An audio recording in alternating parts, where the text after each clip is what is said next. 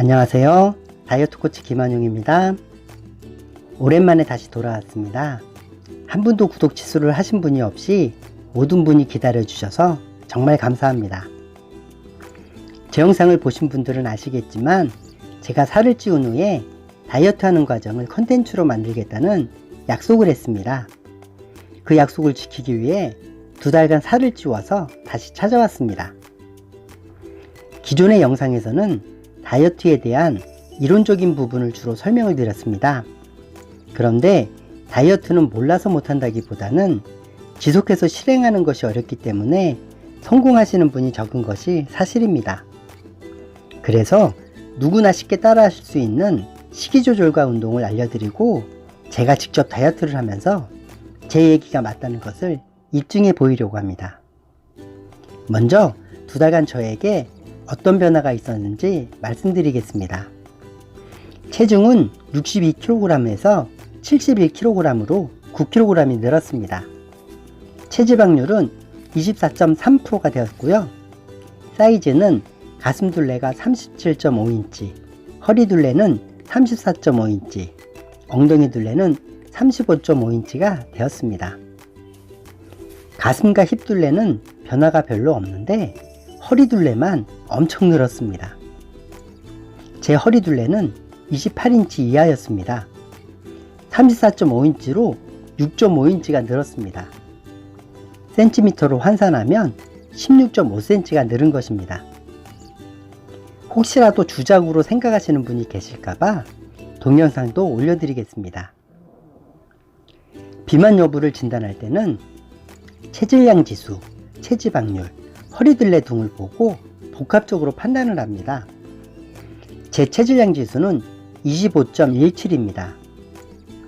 체질량 지수가 23 미만이면 정상이고 23부터 25 미만은 과체중이고 25 이상은 비만으로 판단합니다.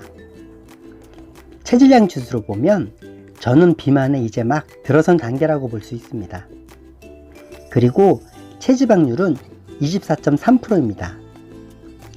남성의 체지방률에 따른 비만 판정 기준은 15%에서 20% 미만은 정상이고 20%에서 25% 미만은 과체중이고 25% 이상이면 비만으로 판단을 합니다. 체지방률로 보면 과체중에 속하는데 1%만 더 늘어도 비만에 속하게 됩니다. 참고로 여성은 임신 및 수유를 위한 생물학적 체지방의 요구량이 더 크기 때문에 남성보다 체지방률이 더 높습니다. 여성은 20%에서 25% 미만이면 정상이고 25%에서 30% 미만이면 과체중이고 30% 이상일 때 비만으로 판단합니다. 복부 비만 판단 기준은 여성은 85cm 이상일 때, 남성은 90cm 이상일 때 복부 비만으로 판단하기도 하는데 키가 큰 사람과 키가 작은 사람을 같은 기준으로 판단하는 것은 올바른 판단이라고 보기 어렵기 때문에 자신의 허리 둘레가 키를 2로 나누어서 나온 값보다 크면 복부 비만으로 판단하는 것이 더 정확하다고 할 수 있습니다. 저는 키가 168cm이니까 168을 2로 나누어서 나온 84cm보다 크면 복부 비만으로 판단해야 하는데 87.6cm이니까 복부 비만에 해당합니다.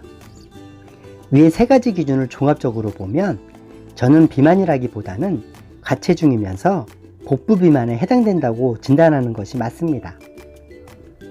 현재 저를 누군가가 본다면 비만이라고 생각하실 분은 아마도 거의 없을 것 같습니다. 평균적인 중년 남성의 몸매이기 때문입니다. 옷을 입고 있으면 뱃살이 많이 보이지 않고 대다수의 분들이 저의 몸매와 비슷하기 때문에 스스로 정상이라고 생각하기 쉽습니다. 제가 설명드린 비만 진단 방법으로 스스로를 진단해 보세요. 살이 찌면서 느끼게 된 것이 있습니다. 첫 번째로 남자는 살이 찌면 주로 복부에 체지방이 늘어난다는 사실입니다. 단기간에 급격히 살이 찌거나 여성이라도 중년 이후에는 남성처럼 복부 주변에 주로 체지방이 늘어납니다. 두 번째로 살이 찌면 없던 병도 생길 수 있습니다. 예전에 저는 요통이 있었습니다. 운동을 하고 나서 허리가 튼튼해져서 나은 줄 알았습니다. 그런데 지금 뱃살이 늘어나니까 요통이 도졌습니다.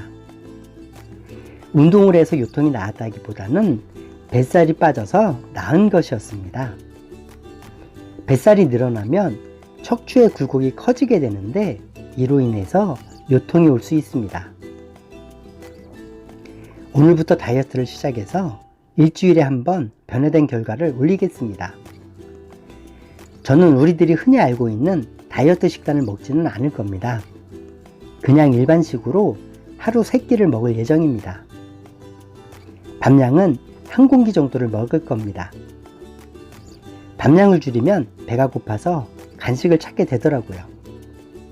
많은 분들이 그렇게 먹어서 살이 빠지겠냐고 생각하시기 쉬운데 밥 1공기는 약 300kcal이고 반찬까지 칼로리를 계산하면 대략 한 끼에 600에서 700kcal 정도를 섭취하게 됩니다.